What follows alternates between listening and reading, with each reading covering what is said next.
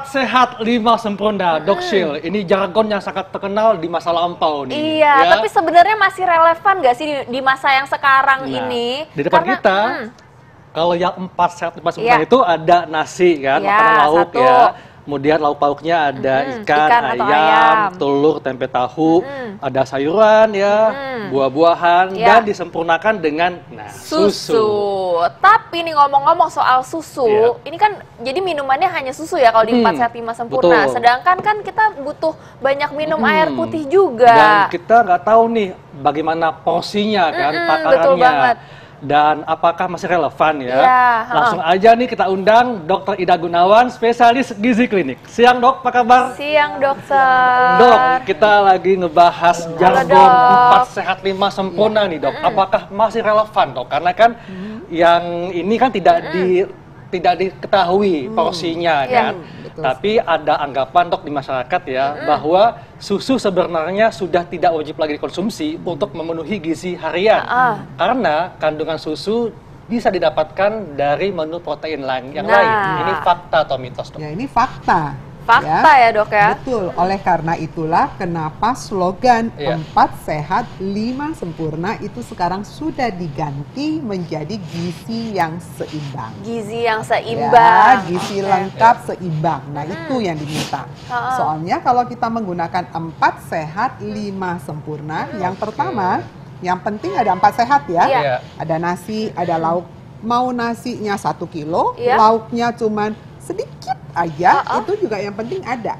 Gitu. Jadi artinya berarti nggak ada porsi jumlahnya, ya Dok ya? Jumlahnya tidak ditulis di dalam 4 sehat 5 sempurna. Yang kedua, 4 sehatnya udah dapat, tapi kita akan merasa tidak menjadi sempurna kalau nggak dapat susu.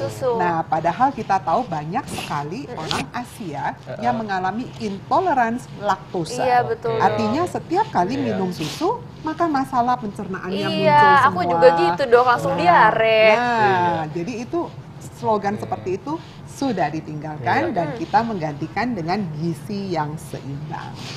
Oke, sedangkan selain itu kalau saat ini Dok, ini yang lebih dipentingkan kan porsi Dok. Misalnya ini ada fakta atau mitos juga nih Dok yang berada di masyarakat. Katanya porsi makanan, ini porsi makanan yang dikonsumsi adalah salah satu faktor terpenting untuk mendapatkan tubuh yang sehat. Fakta atau mitos ini Dok? Ya, ini adalah fakta.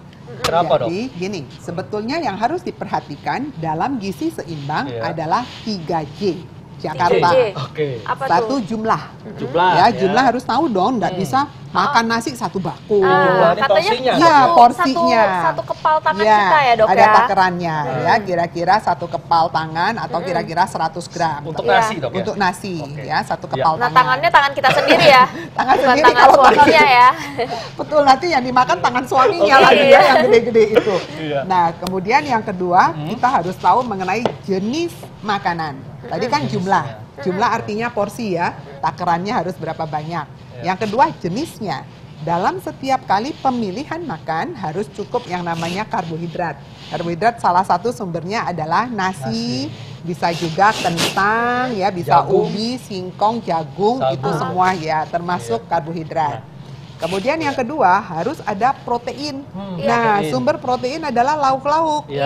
Ada 2. Ada yang hewani, ikan, daging ayam, telur, daging sapi, dan sebagainya. Dan yang kedua protein nabati.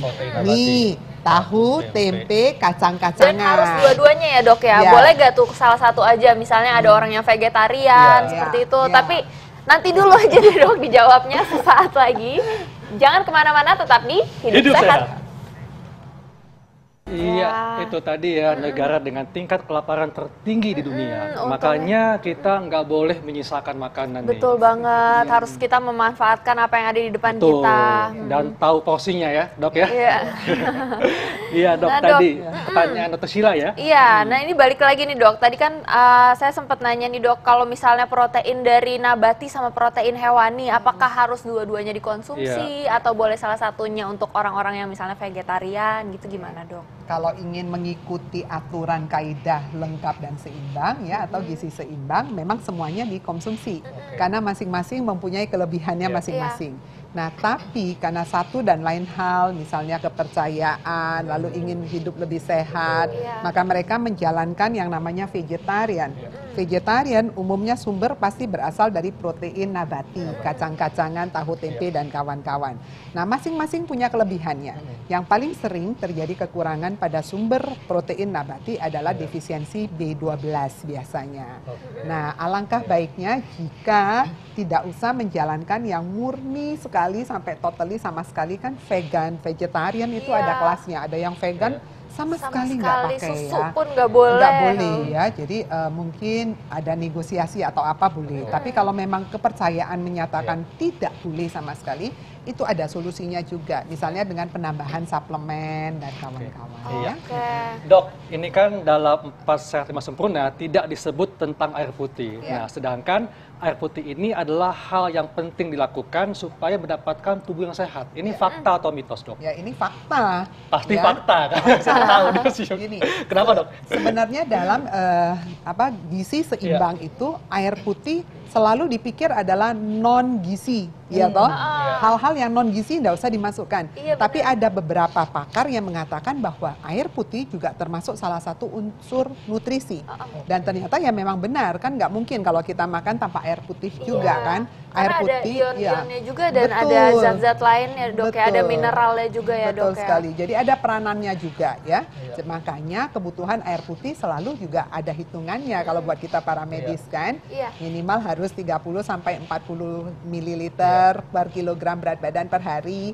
Kalau cuacanya panas, banyak keringat, kita harus tambahkan lagi sampai 500 ml per hari. Nah, pada pasien-pasien tertentu kita harus ukur berapa jumlah urin dan sebagainya. Artinya kebutuhan cairan memang harus dimasukkan. Paling tidak mungkin 8 gelas sehari, Dok ya. 2 literan. Ya, paling tidak minimal itu minimal ya, Dok ya. Tapi tergantung kondisi kesehatan pastinya ya.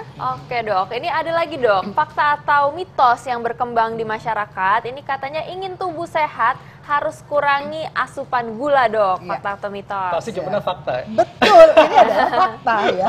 Kenapa, Dok? Jadi gini, sekarang kita kalau lihat dalam slogan dari Kemenkes ya, mereka ada yang namanya piringku ya. Nah, kemudian ada piramida makanan juga untuk orang Indonesia. Yang paling ujung ada tulisnya GGL. Nah, G yang pertama adalah gula, G yang kedua adalah garam, dan L itu adalah lemak. Dan adanya di pucuk dari piramida, paling kecil atas, sekali ya. Artinya gula itu harus dibatasin. Sesedikit mungkin ya, gitu ya, Dok. Kira-kira 4 sendok makan 1 hari. Ya. Seperti itu. Kalau menurut WHO itu hanya dianjurkan kurang dari 5% 1 hari. Ini artinya di luar makanan atau sudah dengan makanan? Sudah dalam 1 hari. Artinya lebih baik gula itu digunakan sebagai bumbu masakan. Kalau kita masak sayur asem kadang ditambahkan gula merah atau gula putih, itu dihitung sebagai konsumsi gula. Ini berarti termasuk dengan garam dan lemak juga ya, Dok? Betul. Kalau garam dianjurkan kira-kira 1 sendok teh peres sehari. Nah, itu sudah termasuk yang namanya micin, makanan yang diawetkan, ikan asin atau segala macam yang asin-asin. Nah, itu biasanya udah lebih tuh, Dok, ya, dari 5%. Dok, ini kan topik kita hari ini adalah 4 Sehat 5 Sempurna atau gizi seimbang. Nah, lebih baik mana, Dok?